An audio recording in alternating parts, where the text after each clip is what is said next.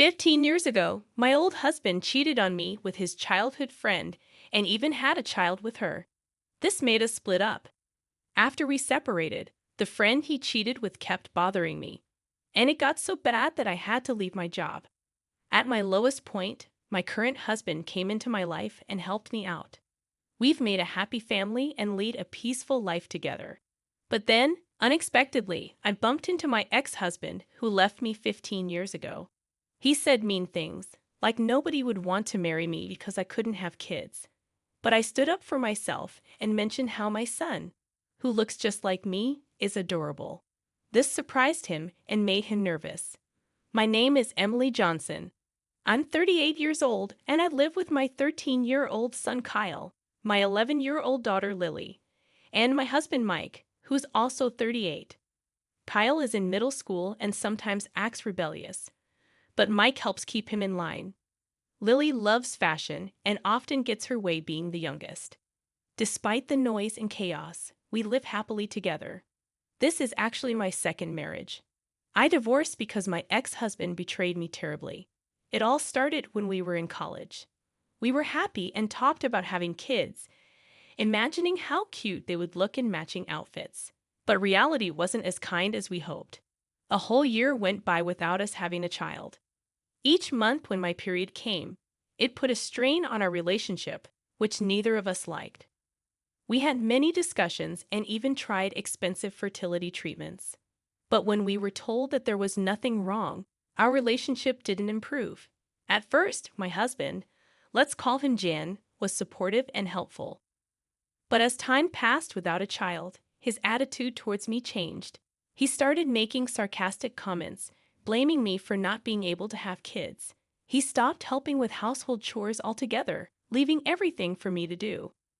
When I asked him why he had suddenly stopped helping, he said hurtful things like, "Since you're infertile, if you don't do the housework, you're not fulfilling your role as a woman.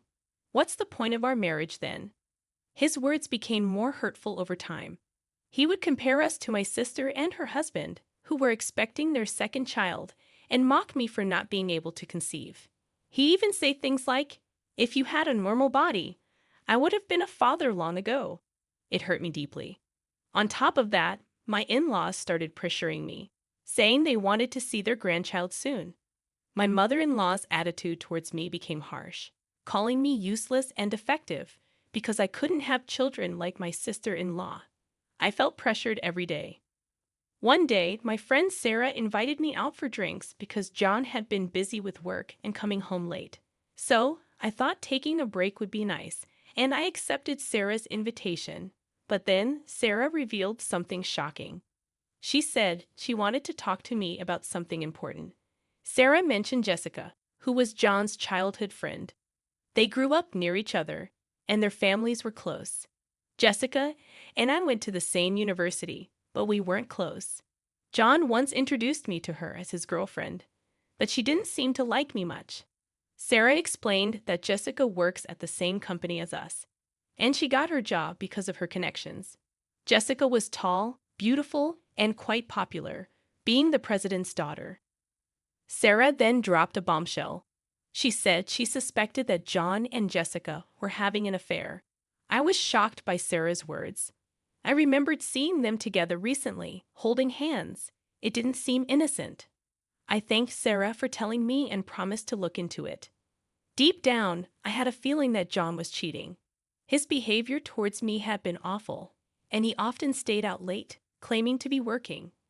I had a suspicion, but I chose to ignore it. After parting ways with Sarah, I decided to hire a private investigator to gather evidence. It didn't take long for the investigator to confirm my suspicions. A few days later, when I returned home, I found John sitting at the dining table, unusually early. I tried to sound casual, but I couldn't hold back. I told him I wanted a divorce. His reaction confirmed my fears. He confessed that Jessica was pregnant with his child. "So, I'm going to marry Jessica, your childhood friend. You said she was just a friend, but now she's pregnant. You were having an affair," I accused John. "Don't call it an affair. Jessica can actually get pregnant, and she's beautiful. There's no reason for me to choose you over her," John replied brazenly. I was shocked by John's attitude. He didn't think he was wrong at all. I couldn't find the words to respond. Seeing me silent, John scoffed and mentioned that even his mom preferred Jessica. She liked her more because she's beautiful, kind, and can have kids. Feeling hurt, tears started flowing down my cheeks. John then announced that he was leaving for the sake of the child about to be born. He packed his things and left without me having the energy to stop him. Later, I received divorce papers, and there was a note attached, written by Jessica, asking me to divorce her husband quickly. Those words made me realize something. Why was I being blamed for all this? I couldn't stay silent anymore. I gathered the evidence I had and filed for divorce mediation. A few days after filing, I received a call from an unknown number. It was Jessica, screaming at me, asking why I was suing them. She demanded alimony, saying she had a baby on the way and needed the money. Her accusations hurt me deeply. I hung up the phone, deciding to settle the divorce, including alimony, in court. Thanks to the evidence I had, the mediation recognized John and Jessica's relationship as adultery. John tried to blame my infertility, but it didn't work.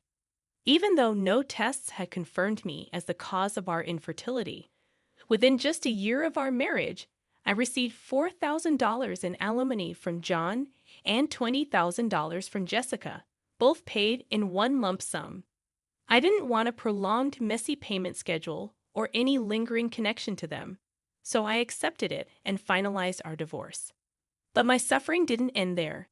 Since John, Jessica, and I all attended the same university, our affair scandal became the talk of the town among many friends. According to a close friend, rumors spread that I had hidden my infertility and tricked John into marriage. Some even sympathized with John and Jessica. At work, Jessica spread unfounded rumors, and everyone sided with her, especially because she was the boss's daughter. She portrayed herself as the victim, tearfully saying that I was taking money from them for alimony despite hiding my infertility. Despite my hard work, I faced discrimination and was progressively left out of major projects. Feeling mentally cornered, I chose to resign. While looking for a new job, I received a headhunting offer from another company. They valued my diligence and talent. At my new job, I experienced fairness and equality. I found myself drawn to my wonderful boss, Mike, who supported me during my lowest times after my terrible split from my ex-husband. After several dinners together, Mike and I started talking not just about work. This is how I met my current husband, Mike. After things developed well between us, Mike proposed to me. However, having been rejected by my ex-husband for infertility, I had many fears about marriage. I confessed to Mike that I might be infertile. Mike earnestly assured me that even if we couldn't have children, he would always be by my side because he loved me. His words filled me with happiness, and I decided to marry him soon after. After our marriage, we were blessed with our first child, Kyle, followed by our daughter, Lily. Perhaps not getting pregnant with my ex-husband was a matter of timing or compatibility. Raising children is challenging, but we were living happily. Then, one day, I attended a friend's wedding. During the ceremony, I stepped out to go to the bathroom and unexpectedly saw my ex-husband, Jan, whom I hadn't seen in 15 years. I panicked momentarily, but then I remembered that the bride and groom were friends from college, so it made sense for John to be there. I tried to ignore him, but he called out loudly, making remarks about my weight gain and making unpleasant comments. He then introduced his family, including Jessica and their son. Jessica made rude remarks about my weight and infertility, and John bragged about their son, who was handsome and smart. They looked down at me with smug smiles, praising their son while belittling me. However, their son seemed unhappy with his parents' behavior, seemingly displeased with them belittling someone else. He must be a very kind boy, I thought, but I had no time to deal with them. As I turned to leave, John grabbed my arm tightly, stopping me. "So you caused our divorce because of your infertility, and then you have the nerve to extort money from us," John accused, still holding a grudge about something that happened 15 years ago. Jessica joined in, saying, "Yeah, you're a single, infertile woman. Why would you need money? Families with children like us need it more. Don't you think you should pay us back double the amount you took from us? I was dumbstruck by their selfish remarks and speechless. Then John and Jessica's son spoke up, pointing out that I was wearing a wedding ring on my left hand. John and Jessica were shocked to realize that I was married. Their loud exclamations drew stares from the surrounding people, leaving me mortified and unsure of what to do. Just then, I saw a familiar face. You shouldn't be so loud at a celebration like this. It's disturbing others. Maybe you should be more considerate. My son Kyle scolded them, surprising me with his boldness. Lily, concerned about my late return, had come with him. Lily, as usual, was outspoken, but it was rare for Kyle to speak so provocatively. "Mum, you're late coming back," Kyle said. "Do you have kids?" I replied that I did and introduced them. John seemed speechless, shocked that his ex-wife, whom he thought was infertile, had 2 children. Jessica stared intently at my son and then muttered in a strange voice, fixating on his attire. She seemed surprised that he came straight from school with his dad and mentioned his uniform from a famous private middle school.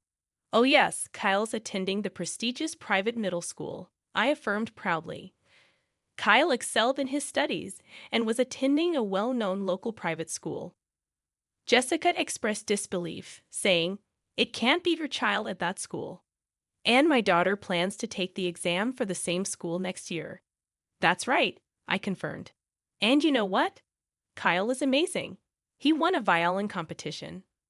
Jessica seemed to recognize Kyle, mentioning that she thought she saw him on TV recently.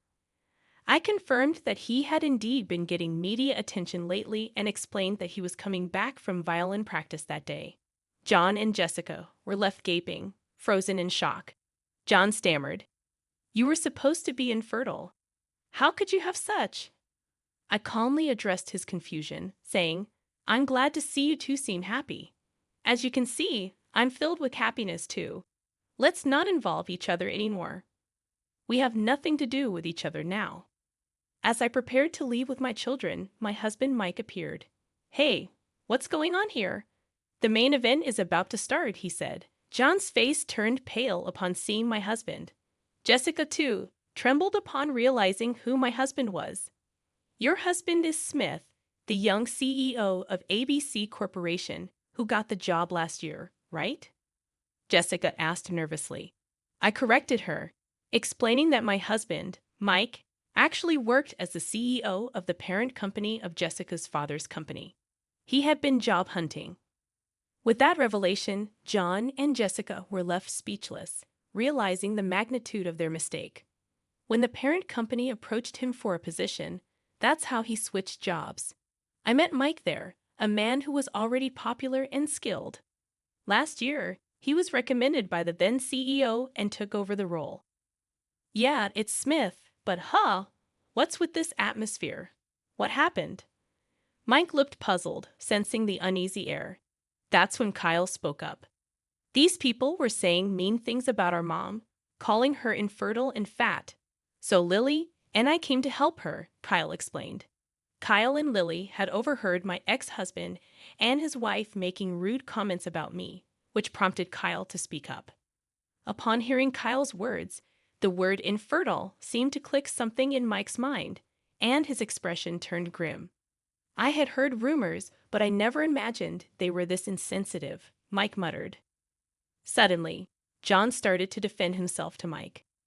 "No, I mean Mr. Smith. I would never say anything bad about your wife, right, Jessica? Why are you growling so much? She's just his wife, right? I was the one who got yelled at by my father and suffered a lot because you made me pay her money for our affair. I'll never forgive you." Jessica panicked, realizing the implications. "What are you saying? If he dislikes us, our subcontracting company is finished. Think about that." John quickly started to flatter Mike, realizing it was bad to be disliked by the CEO of their parent company. But Jessica, not satisfied, started arguing with him, creating a ridiculous scene.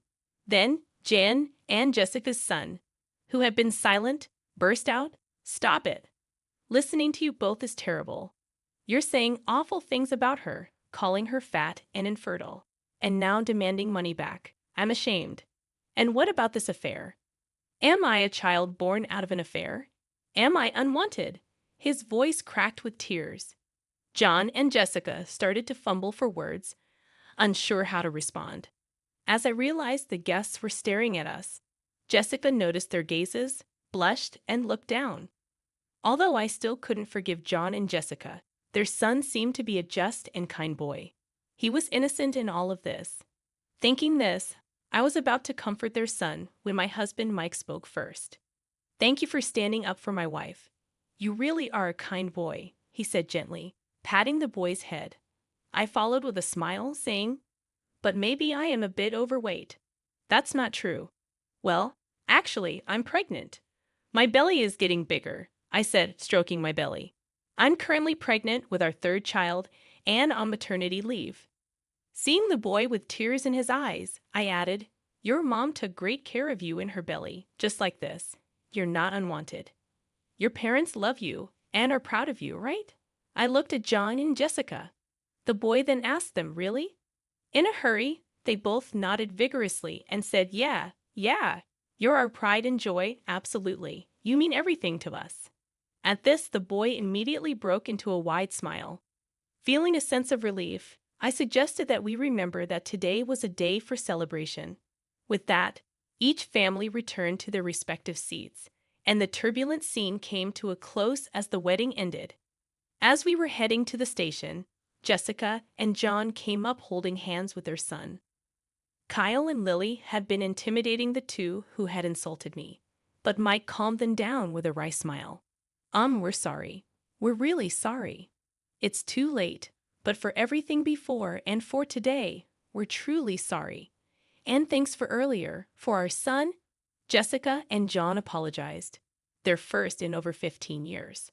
I laughed, saying, "Really, it's too late now." With that, I turned and started walking away. Kyle offered to carry my bags, and Lily draped a jacket over my shoulders. Even as children, they were considerate of my pregnancy. "All right, how about we make Dad's favorite hamburgers for dinner tonight?" I suggested to Kyle and Lily. Excitedly, they agreed, thanking me. With a vow to protect the smiles of my beloved family, I was moving away from the pains of the past. My name's Helen Collins. I'm 29, and I work at a small library in a town not many know about. My life is pretty simple, but I like it that way. I've always been quiet and liked books more than noisy stuff outside. The library is like my special place. It's old and a bit creaky, but I love it. Every day at 8 o'clock a.m., I open up, turn on the lights, and enjoy the smell of books. My parents passed away when I was young, so my grandma raised me. She taught me to love reading. But she's gone now, and I'm on my own. One morning, Mr. Jenkins, a regular, greeted me as usual. He loves history books. I told him we got a new shipment in. He chuckled and went to check them out. The day kept rolling like that, with familiar faces coming and going. I helped some kids with a project, suggested a romance book to Mrs. Harrison, and showed Mr. Thompson where the sci-fi books were. It's quiet, but I like it. Then, one day, everything changed when Jack showed up. He didn't seem like our usual library visitor. He was all dressed up and confident. He asked for The Great Gatsby. I led him to the classics section and handed him the book. Our hands touched briefly, and it felt like a small shock. But it stayed with me. "Thank you, Helen," he said, reading my name tag. "I'm Jack.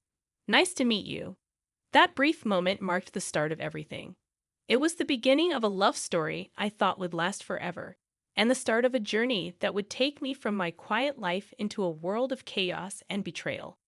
If only I'd known then what I know now, maybe things would be different. But life doesn't come with a warning label, and sometimes we just have to learn the hard way. After that first meeting, Jack started coming to the library more often. It was strange because he didn't seem like the type who read, but each time he came in, he'd ask for a book suggestion and chat with me for a bit. One day, he walked in as I was struggling with a box of new books. "Need a hand with that?" he offered, walking over. That would be great, thanks, I said, relieved. As we placed the books on the shelves, he asked, "So, Helen, what got you into working at a library?" I shrugged. "I've always loved books. They're like friends, you know? Plus, it's nice and quiet here." He laughed. "I can see that. It's like a whole different world." Our conversations got longer with each visit. I found out he worked in his family's real estate business. He was easy to talk to, and for the first time in a while, I felt like someone was genuinely interested in me. Then one day, he surprised me. "Helen, would you like to have dinner with me tonight?" he asked, hopeful. I was taken aback. "Like a date?" "Yes, like a date," he smiled. I hesitated. This was new for me, but there was something about him that made me want to say yes. "Okay, sure. I'd like that," I replied, trying to sound steady. We went to a cozy restaurant in town. We talked about everything and nothing, and for a few hours, I forgot about my usual solitary life. Walking home, Jack said, "I had a really great time tonight, Helen. You're very different from the people I usually meet." I didn't know how to respond, so I just smiled. He continued, "I'd like to see you again. Would that be okay?" I nodded. "Yes, I'd like that." From then on, we started seeing each other more often. He'd take me out to dinner, or we'd go for walks. It felt nice. For once, I felt like I was part of something more, part of a world that wasn't just about books and quietness. It wasn't long before I fell hard for him. He was charming and attentive, and he made me feel special. And when he asked, I didn't hesitate. I said yes. Looking back, I wish I had seen the signs. I wish I had known that the charm was just a mask, a cover for something much less pleasant. Love can blind you, make you ignore warning signs, and I was head over heels in love, or so I thought. After Jack and I got engaged, things started to change. It began with his parents. They didn't like me from the start because I didn't come from money. The first time I met them, we were at their fancy house for dinner. I was nervous. "Helen, this is my mother Margaret and my father Richard," Jack introduced. "Nice to meet you," I said, trying to smile. Margaret looked me up and down. So you're the girl who works at the library?" "Yes, I am," I replied, feeling smaller by the second. Richard chimed in, "Jack, couldn't you find someone more suitable?" I felt like disappearing. The dinner was long and uncomfortable. They made it clear they didn't think I was good enough for their son, but Jack stood up for me, which made me love him even more. Before our wedding, they insisted on a prenuptial agreement. They said it was just a formality. I didn't have much to lose, so I agreed without making a fuss. After we got married, I moved into Jack's house, which was actually his parents' house. They had given it to him as a wedding gift, but they acted like it was still theirs. His parents came over all the time, unannounced. They'd walk in and start ordering me around. "Helen, make us some coffee." Margaret would demand as soon as she walked in, and I would, without saying anything. I didn't want to cause trouble. One day, Margaret pointed at the TV and said, "Remember, Helen, in case of divorce, you can't claim this." It was like that with everything. They constantly reminded me that everything in the house wasn't mine. Jack started changing too. He wasn't the man I fell in love with.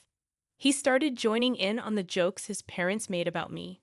One evening, I was trying to decide what to wear for a family event. I asked Jack for his opinion. "This one makes you look less drab," he said, laughing. I was hurt. It was like he was a different person around his parents.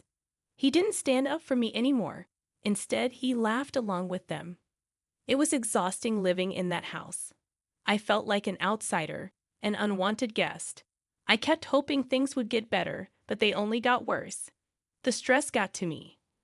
I started having bad stomach pains. I tried to ignore them, but one day, I collapsed at the library.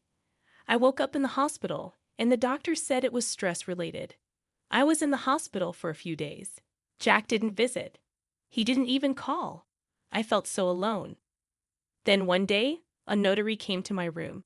He had news. My great-aunt, someone I barely remembered, had passed away, and she had left me her fortune, $30 million. I couldn't believe it. I didn't even know what to do with that kind of money. Suddenly, I wasn't just the poor girl from the library anymore. When Jack and his parents found out about my inheritance, they came to visit, suddenly all smiles and sweetness.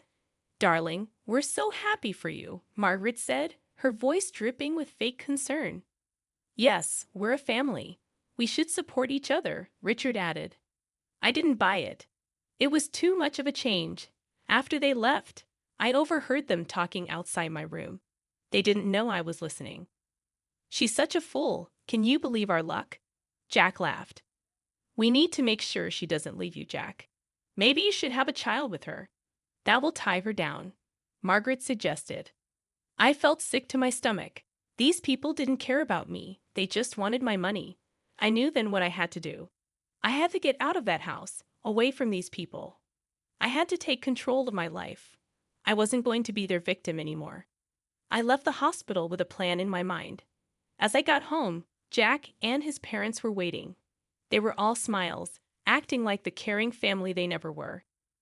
"Oh, Helen, we were so worried about you," Margaret exclaimed. I nodded but didn't say much.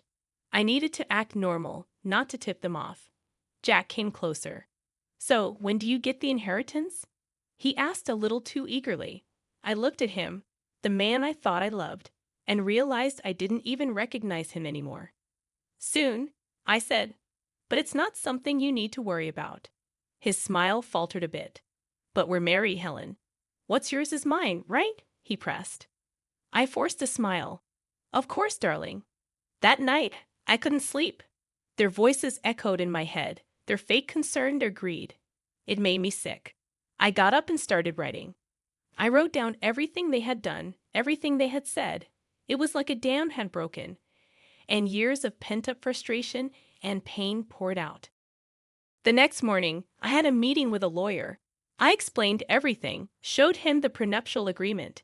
He was shocked, but he said the agreement would protect me. "You're doing the right thing," he assured me.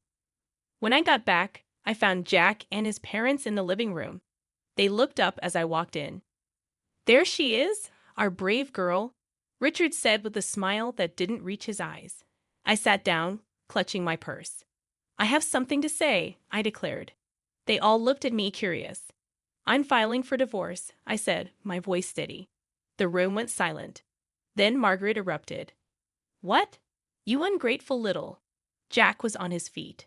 "Helen, you can't be serious. We love you." "Do you, Jack? Because I don't feel loved." "I feel used," I replied. Margaret was fuming. "We'll sue you. We'll take half of your inheritance." I reached into my purse and pulled out a copy of the prenuptial agreement. "Actually, you can't. This says neither of us can claim the other's property in case of divorce." They were speechless. For the first time, I felt in control. I stood up. "I'm leaving. I don't want any of you to contact me." I walked out of that house, their shouts and insults trailing behind me. It was the hardest thing I'd ever done, but as I drove away, I felt a weight lift off my shoulders. I was free. Free from their disdain, their manipulation. For the first time in a long time, I felt like I could breathe. I didn't know what the future held, but I knew it had to be better than the past. I rented a small apartment in the city. It was nothing fancy, but it was mine. For the first time in years, I felt a sense of peace. I was still dealing with the divorce, but I felt like I could handle it. One day, I got a call from the lawyer. "Helen, there's something you should know about your great-aunt's will," he said. I was puzzled. "What about it?" "There's a condition. You need to use a portion of your inheritance for a charitable cause." "It was your great-aunt's final wish," he explained. I was surprised. I had no idea. She was quite the philanthropist. "It seems she wanted to pass that on to you." I hung up the phone, deep in thought. My great-aunt had given me a chance to do something good. It felt like a sign, a push in a new direction. I started researching charities and causes. I wanted to do something meaningful, something that would make a difference. That's when I stumbled upon a small organization that helped women who were victims of domestic abuse. It struck a chord with me. I contacted them and set up a meeting. The women there were so grateful for the help. It felt like I was finally doing something worthwhile. I met Linda, who was passionate and dedicated. We provide shelter, legal aid, and counseling to women who have nowhere else to go, Linda explained. I listened, moved by the story she shared. I want to help, I said, feeling a sense of purpose I hadn't felt in years. With Linda's guidance, I used a part of the inheritance to fund a new shelter. It was an incredible feeling, knowing I was helping other women find a way out, just like I had. A few weeks later, Linda invited me to the opening of the shelter. It was a small event, but the atmosphere was full of hope and gratitude. As people mingled, I noticed a familiar face in the crowd. Sarah, an old colleague from the library. Helen, is that you? She asked, surprised. Sarah, it's been so long, I said, hugging her. What are you doing here? She asked. I told her about the shelter, about my involvement. She listened, her eyes wide. That's incredible, Helen. I had no idea, she said. It's a new chapter for me, I said, smiling. We spent the evening catching up. It felt good to reconnect with an old friend. It felt like pieces of my life were slowly falling back into place. As the event wrapped up, Linda came over. Helen, I can't thank you enough. This shelter will change lives, she said. I looked around at the faces of the women who now had a safe place to go. It's the least I could do, I said, feeling a warmth in my heart that I hadn't felt in a very long time. The days started to blend into one another, each filled with the rewarding work at the shelter. I was finding a new sense of purpose, something that was truly mine. Then, out of the blue, my phone rang. It was a number I hadn't seen in a while. Jack. My heart raced with a mixture of emotions, but curiosity won. Hello, Jack, I said, my voice calm. Helen, I need to talk to you. Can we meet? It's urgent. His voice sounded desperate. Reluctantly, I agreed to meet him at a public coffee shop, hoping that being in a familiar place would give me strength. Sitting across from Jack, he looked different, defeated, almost pitiful. His eyes were pleading. Helen, I made a huge mistake. I want you back. I've realized how much you mean to me, he blurted out. I looked at him, feeling nothing but contempt. Why now, Jack? He sighed. My parents, they controlled everything. They were the reason our marriage failed. I was weak, but I'm different now. I felt a surge of anger. You blame your parents? You stood by while they treated me like dirt. You laughed with them, Jack. He reached for my hand, but I pulled away. Please, Helen. I know I was wrong. I've changed, he pleaded. I stared at him, seeing the man I once loved. But now I felt nothing for him. Changed or not, it's too late. I feel nothing for you, Jack. Nothing but contempt, I said firmly. His face fell, and for a moment, I saw a glimpse of the man I married, but it was fleeting. I'm sorry, Jack. I've moved on. I have a life now, a purpose. There's no place for you in it, I said firmly. He nodded slowly, a look of resignation on his face. I understand. I just had to try. Leaving the coffee shop, I felt a weight lift off my shoulders. It was over. Truly over. The next day, there was an event at the shelter. A local artist had donated a sculpture, and it was to be unveiled in the garden. As I stood there surrounded by people who supported and believed in me, I felt a sense of belonging. Sarah, my old colleague from the library, stood beside me. You've done something amazing here, Helen, she said, smiling. The artist pulled the cover off the sculpture, the figure of a woman reaching up to the sky. It symbolized hope, strength, and new beginnings. Applause filled the air, and for a moment, everything felt right in the world. Linda, the woman who had helped me so much, came over. Helen, this is just the beginning. There's so much more we can do, she said. I looked around at the faces filled with hope and knew she was right. This was my new beginning, and I was ready to embrace it fully. My new life was busy and fulfilling. Every day at the shelter brought new challenges and rewards. My confidence grew, and for the first time in years, I felt in control of my destiny. I even started taking self-defense classes, something I would have never imagined doing before. One day, as I was leaving the shelter, I saw a car parked outside. It was my mother-in-law, Margaret, and she stepped out as soon as she saw me. "Helen, we need to talk," she said, her voice softer than I'd ever heard. "I have nothing to say to you, Margaret," I replied, my voice steady.